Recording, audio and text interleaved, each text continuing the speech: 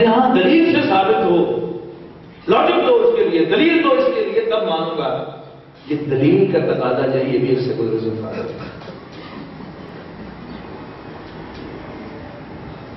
تو اللہ اور اس کے رسول کے احکام،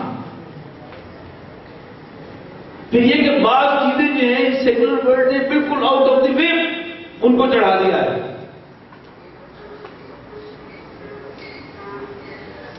عدل و انصاف، سچائی، دیانتداری، قتل، یاد رکھیے گا کہ کوئی چیز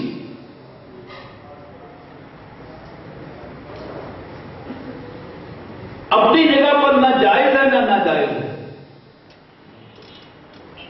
نہ بہتر ہے نہ بری ہے۔ ہاں، رب العالمین مالک ارض و سما جس چیز کو صحیح کہہ دے وہ صحیح ہے، جس کو غلط کہہ دے وہ غلط ہے۔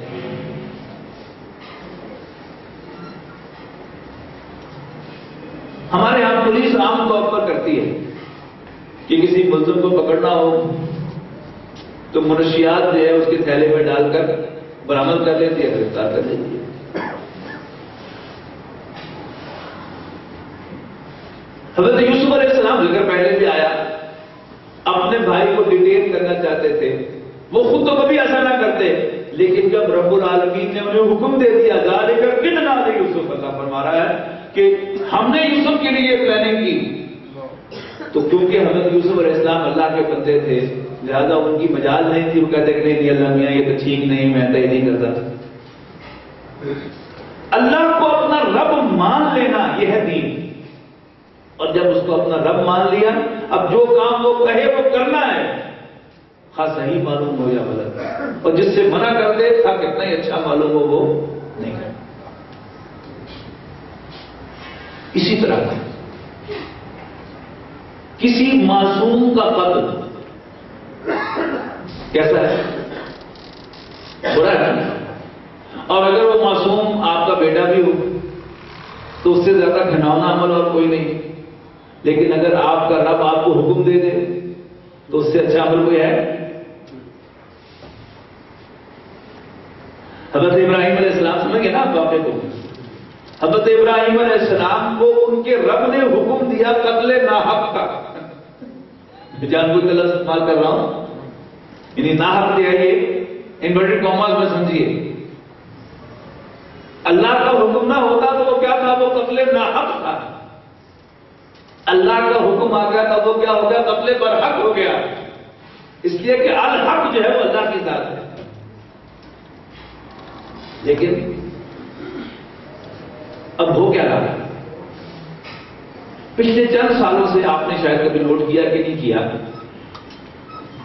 عام جو خاص بڑے بڑے ایونٹس ہوتے ہیں، پاکستان ٹیلی ویژن ایک کیپشن جو ہے وہ مستقلاً ایک کونے میں لگائے رکھتا ہے، مثلا اگست کا مہینہ آئے گا تو سلام پاکستان لکھا ہوا ہوگا۔ اب پچھلے چند سالوں سے میں نوٹ کر رہا ہوں کہ عید الاضحیٰ کے موقع پر اسے عید ایثار کہا جاتا ہے۔ ایثار کسے کہتے ہیں؟ یہ دو لفظ ہیں، ایثار اور قربانی۔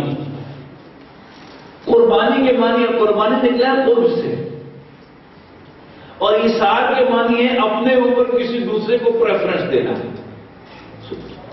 28ویں بارے میں نا، یؤثرون علی انفسہم ولو کانوا بہم خصاصہ، اہل ایمان کی تعریف کی ہے کہ وہ اپنے اوپر اپنے بھائی کو ترجیح دیتے ہیں، یؤثرون علی انفسہم ولو کانوا بہم خصاصہ، خواہ انہیں خود تنگی ہو، تو یہ ایثار ہے۔ تو ایثار کا رخ ہوتا ہے نوع انسانی کی طرف، اپنے اوپر دوسروں کو پریفرنس دینا، اور قربانی کا تعلق ہے اللہ کے ساتھ، اللہ کا قرب حاصل کرنے کے لیے اپنے بیٹے کے گلے پر چھری چڑھائی حضرت ابراہیم علیہ السلام نے۔ تو وہ کیا ہے؟ وہ عید قربان ہے یا عید ایثار ہے؟ آپ مجھے بتائیے۔ اور پھر اللہ تعالیٰ غارت کرے ہمارے دانشوروں کو، ایسی ڈٹائی کے ساتھ جھوٹ بولتے ہیں، ایسی ڈٹائی کے ساتھ جھوٹ بولتے ہیں کہ جو آ رہا ہوتا ہے عید الاضحیٰ کے موقع پر تقریر کرنے کے لیے کہا ہوتا ہے کہ عید الاضحیٰ ہمیں انسانی ہمدردی کا سبق دیتی ہے، انا للہ و انا الیہ راجعون۔ حضرت ابراہیم عید الاضحیٰ ہے کیا؟ حضرت ابراہیم علیہ السلام کے اپنے بیٹے کے گلے پر چھری چلانے کی یاد. حضرت ابراہیم علیہ السلام نے اپنے بیٹے کے گلے پر چھری چلا دی. اس میں کون سی انسانی ہمدردی تھی بتائی وجہ؟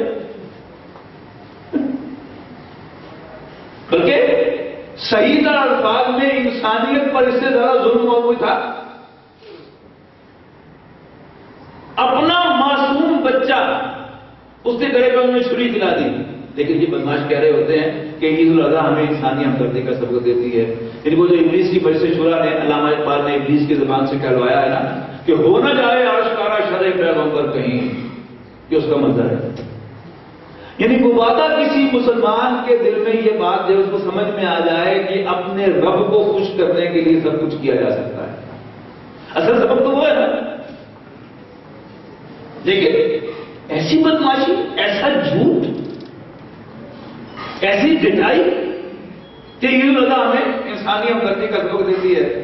اور جو میں نے پہلے عرض کیا کہ ایک مولوی کو بھی آپ مولوی کہلانے میں شرم آتی ہے اور دانشور کہلوانے میں اس کو عزت محسوس ہوتی ہے. لہذا آپ اچھے جو مولوی ہیں دیندار لوگ وہ بھی آ کر یہی کہہ رہے ہوتے ہیں کہ واہ انسانی ہمدردی کا سبق دیتی ہے. دین اصل میں نام ہے اللہ اور اس کے رسول کو ماننے اور ان کے احکام پر عمل کرنے اور ان کے نواہی سے بچ جانے. لیکن سیکولر ورڈ، سیکولر تعلیم، سیکولر ذہن، سیکولر سوچ اس چیز سے انسانوں کو دور کرنا چاہتے ہیں اور اس کے لیے بڑے بڑے تماشے ہیں. وقت نہیں ہے، آپ تھک گئے ہوں گے اور وقت بھی نہیں ہے اس لیے کہ ہال جو ہے مخصوص وقت خالی کرنا ہے، ورنہ کچھ اور مثالیں بھی میں آپ کو دیتا. اس دعا کے ساتھ کہ اللہ تعالیٰ آپ کو یہ موضوع سمجھا دے، آپ کے دل میں کہیں یہ بات اتر جائے، پھر انشاءاللہ آپ کو خود اللہ تعالیٰ وہ بصیرت عطا فرما دے گا کہ آپ ٹی وی بھی دیکھ رہے ہوں گے تو آپ سمجھیں گے کہ یہاں بدماشی ہوگی. آپ کو تقریر سن رہے ہوں گے تو آپ سمجھ جائیں گے کہ یہاں جو ہے وہ ڈنڈی مار دی گئی ہے. آپ سمجھ جائیں گے کہ یہاں اللہ کے رسول کو گالی دی گئی ہے. یعنی بڑے بڑے غیر معصوم طریقوں سے یہ باتیں ہوئی ہیں. چھوٹا تھا میں، آپ حضرات میں جو میری عمر کے ہیں انہیں یاد ہوگا کہ کچھ چیزوں جو ہے ہماری روایت تھی اور یہ تو ماضی قریب تک کی بات ہے کہ ہندو معاشرے میں ہم رہتے تھے. مسلمان تقریبات کی نشانی کیا ہوتی تھی کہ مسلمانوں کی تقریبات تلاوت قرآن حکیم اور نعت رسول مقبول سے شروع ہوتی تھی. تلاوت قرآن مجید یہ ثابت کرنے کے لیے کہ ہم اللہ کے بندے ہیں، اللہ کا کلام پڑھ رہے ہیں، اور نعت رسول مقبول ہوتی تھی یہ ثابت کرنے کے لیے کہ ہم حضور صلی اللہ علیہ وسلم کے ماننے والے ہیں، انہیں اسلام خراج عقیدت پیش کرتے ہیں. اب ایک طرف تو یہ ہوا کہ اس میں نعت کے اندر شرکیہ چیزیں شامل کر دی گئی اور کچھ لوگوں نے یہ محسوس کیا کہ نہیں چونکہ اس میں شرک آ جاتا ہے لہذا انہوں نے نعت کو اوائڈ کرنا شروع کر دیا. تلاوت ہوئی اور اس کے بعد پروگرام شروع ہو گیا. لیکن ہمارے بعض حلقوں میں شدت کے ساتھ جو ہے وہ نعت پڑھی جاتی رہی، اس میں شرکیہ جو ہے وہ کلمات بھی شامل ہوتے رہے. لیکن جنرل مشرف کے دور سے ایک تبدیلی آپ نے پتہ محسوس کی یا نہیں کہ نہیں کی. وہی میں کہتا کہ اللہ آپ کو بصیرت دے تو انشاءاللہ خود آپ کی یہ چیزیں نوٹ کریں گے. ایک تبدیلی آئی کہ ہم تو انٹروڈیوس کی گئے، یعنی ہم اپنی جگہ پر بڑی اچھی چیز ہے، لیکن اگر ہم رسول اللہ صلی اللہ علیہ وسلم کے ذکر کو ریپلیس کرنے کے لیے کی جائے گی یہ فتنہ ہے.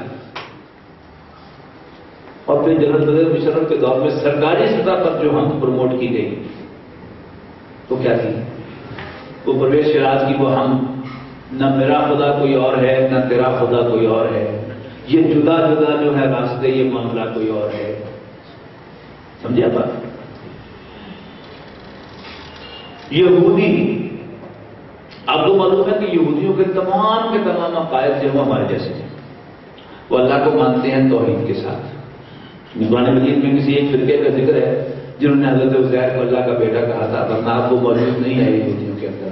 اب جو یہودی دنیا میں ہے وہ سب موحد ہیں، اللہ کو مانتے ہیں توحید کے ساتھ، آخرت کو مانتے ہیں، جنت و دوزخ کو مانتے ہیں، حساب کتاب کو مانتے ہیں، بعث بعد الموت کو مانتے ہیں، تقدیر کو مانتے ہیں، رسالت کے تصور کو مانتے ہیں، نبیوں کو مانتے ہیں، فرشتوں کو مانتے ہیں، وحی کو مانتے ہیں، اور حضرت عیسیٰ علیہ السلام سے پہلے پہلے تمام نبیوں کو بھی مانتے ہیں. تو کیا وہ مسلمان ہیں؟ نہیں. کیوں مسلمان نہیں؟ وہ حضرت محمد مصطفیٰ صلی اللہ علیہ وسلم کو اللہ کا رسول نہیں مانتے، اس لیے وہ مسلمان نہیں. اب دوبارہ اس حمد کو پڑھیے، نہ میرا خدا کوئی اور ہے نہ تیرا خدا کوئی اور ہے، یہ جدا جدا جو ہے راستے، یہ معاملہ کوئی اور ہے. یہ کس کو گالی دی جا رہی ہے؟ یہ کس کو تانا دیا جا رہا ہے کہ یہ آپ نے آ کر ہمارے درمیان تفریق پیدا کر دیا؟ معاذ اللہ. اگر حضور صلی اللہ علیہ وسلم کا ذکر جو ہے وہ پیچھے کر دیا جائے تو پھر یہودی اور مسلمان ایک ہیں. تو کیا ہمیں یہ سودا منظور ہے؟ کیا گجرانوالے کے اس اجتماع کو یہ سودا منظور ہے؟ نہیں. تو ہمیں کوئی ایسی توحید قابل قبول نہیں ہے جو رسول اللہ صلی اللہ علیہ وسلم کو نکال کر ہو. ہمیں کوئی ایسی حمد قابل قبول نہیں ہے جو رسول اللہ صلی اللہ علیہ وسلم کو نکال کر ہو. یہ غیر معصوم طریقوں سے حضور صلی اللہ علیہ وسلم کو ایک طرف کرنا، اللہ تعالیٰ کی اتھارٹی کو چیلنج کرنا کہ اللہ تعالیٰ حلال و حرام کا حکم دینے والا ہے. جسے وہ حلال کہہ دے وہ حلال ہے، جسے وہ حرام کہہ دے وہ حرام ہے، جسے وہ جائز کہے وہ جائز ہے، جسے وہ ناجائز کہے وہ ناجائز ہے. اسی طرح اللہ کا رسول صلی اللہ علیہ وسلم جسے جائز کہہ دے وہ جائز ہے، جسے ناجائز کہہ دے وہ ناجائز ہے، جسے وہ حلال کہہ دے وہ حلال ہے، جسے وہ حرام کہہ دے وہ حرام ہے. بحیثیت مسلمان ہمیں اپنی بنیادی باتوں کو مضبوطی کے ساتھ تھامنا چاہیے. اور یہ جو کچھ نئی نئی اصطلاحات جو آئی ہیں سیکولرزم کے تحت، یہ سیکولرزم نے نئے نئے انداز اختیار کیے ہیں، نئے نئے لبادے اوڑھے ہیں. یہ سافٹ اسلام کیا معنی اس کے؟ سیکولر اسلام. اور سیکولر اسلام کے معنی کیا ہے؟ نوٹ کیجیے گا، جب بھی وہ سافٹ اسلام کا ذکر آئے گا تو حضور صلی اللہ علیہ وسلم کا ذکر اس میں سے گور ہوگا. توحید کو پروموٹ کیا جائے گا، اللہ کا ذکر پروموٹ کیا جائے گا. اکبر نے بھی یہی کیا تھا نا.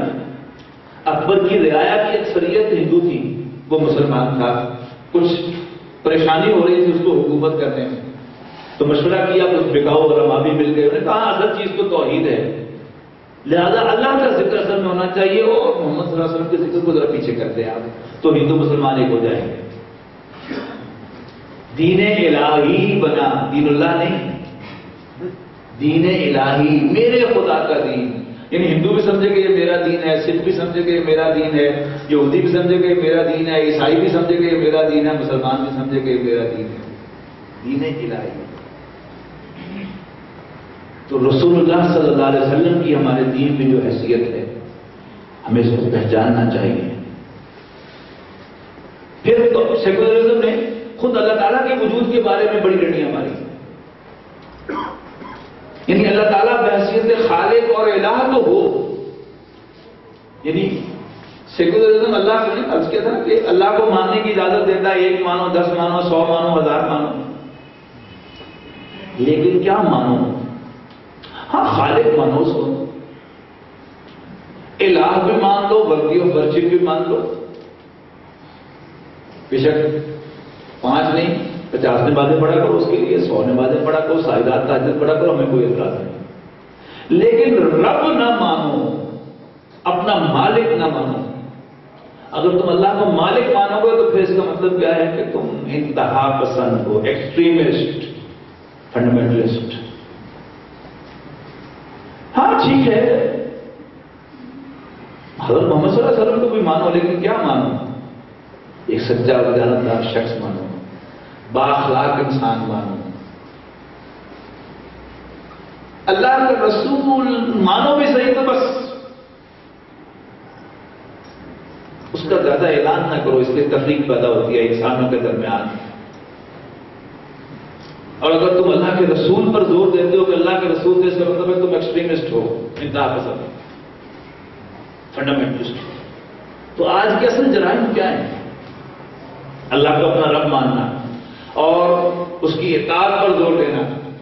اگر مالک ہے تو پھر اس کی اطاعت کرنی پڑے گی، باقی خالق ہے کیا فرق پڑتا ہے اس سے. دیکھیے اس ہال کا ایک مالک ہے لینڈ لارڈ، ایک اس کا خالق ہے بلڈر ہے جس نے یہ دیواریں چنی تھی، یہ پلر بنائے تھے، یہ لینٹر ڈالا تھا، یہ فالس سیلنگ کی تھی. ان میں سے کوئی آ کر یہ دعویٰ کر سکتا ہے کہ جی کیونکہ یہ کالم میں نے کھڑے کیے تھے، یہ دیواریں میں نے چنی تھی، لہذا میری اجازت کے بغیر آپ اپنی مسمار نہیں کر سکتے. یہ حکم کس کا چلے گا؟ لینڈ لارڈ کا چلے گا. اللہ کی اصل حیثیت کیا ہے؟ وہ رب کی ہے، مالک کی ہے. اب مالک ہونے کے ناطے وہ خالق بھی ہے، وہ پالنے والا بھی ہے، لیکن اصل حیثیت جیسے حضور صلی اللہ علیہ وسلم کو سچا اور امانت دار کو مکے کے مشرک بھی کہتے تھے، کافر بھی کہتے تھے، لیکن رسول نہیں مانا تھا. ایسے ہی آپ کو معلوم ہے کہ مکے کے مشرک توحید کے ساتھ اللہ تعالیٰ کو اس کائنات کا خالق مانتے ہیں. یہ شاید نئی بات ہو آپ کے لیے، قرآن مجید کے کئی مقامات پر یہ بات بیان ہوئی ہے. لَئِن سَأَلْتَهُم مَّن خَلَقَ السَّمَاوَاتِ وَالْأَرْضَ لَيَقُولُنَّ اللَّهُ.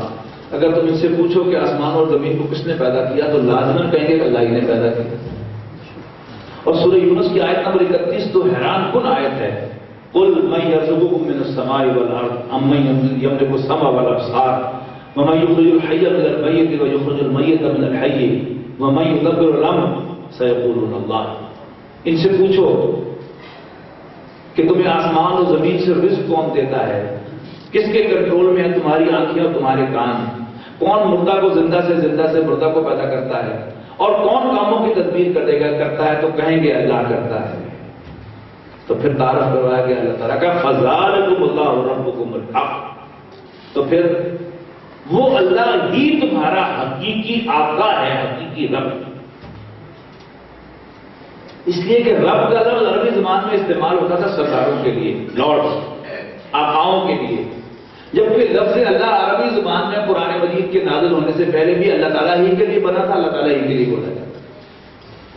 لیکن قرآن مجید نے اللہ تعالیٰ کو جیسا تعارف کروایا وہ کیا ہے؟ ذالکم اللہ ربکم الحق. وہ اللہ ہی تمہارا حقیقی رب ہے، ہمیں حقیقی آقا ہے. لیکن یہ سیکولر اثرات جو ہیں یہ شرائط کرتے چلے جاتے ہیں. انسان اسی زون میں رہتا ہے کہ میں مومن ہوں، میں بڑا پکا مسلمان ہوں، میرا عقیدہ بڑا مضبوط ہے. لیکن حقیقت میں مجھے اقبال نے کہا تھا کہ یہ فاقہ کش کے موت سے ڈرتا نہیں ذرا، روح محمد اس کے بدن سے نکال دو صلی اللہ علیہ وسلم.